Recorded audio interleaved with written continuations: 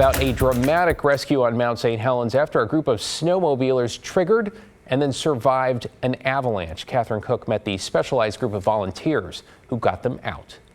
The volcano rescue team is based here in Yakult. They respond to about 40 emergencies a year.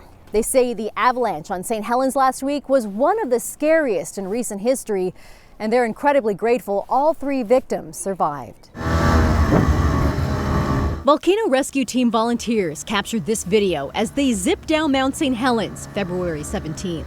They were towing a man with a severe leg injury. I will say that this individual was one of the toughest we've ever seen. Hours earlier, that man and 2 friends had been on a snowmobiling adventure.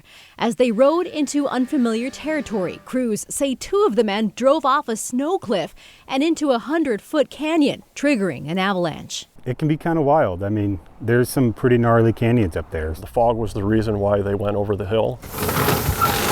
Volunteers say the first guy over tried to deploy his avalanche bag, but it didn't work. So he went to plan B as snow cascaded over him. It acts like water when it's flowing, and so that's why the victim knew to paddle his arms like he was treading water and swimming to try and stay on top of the snow. But then once the snow stops, it very quickly gets very hard and becomes almost concrete-like. And that hard-packed snow is what the second snowmobiler landed on, injuring his leg. Fortunately, the third snowmobiler didn't fall over. After checking on his friends, he drove into cell service and called 911.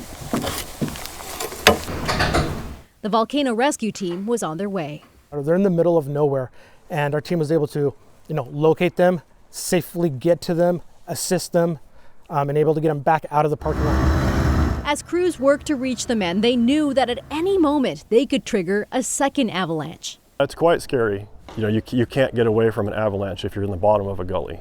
Fortunately, the guys were prepared with food, water, and warm clothes. Crews say they were also very lucky. They could have froze to death. They could have broken their neck. They could have been out there all night. Really tragic. But thanks to these guys, they made it home safely. In Yakult, Catherine Cook, KGW News.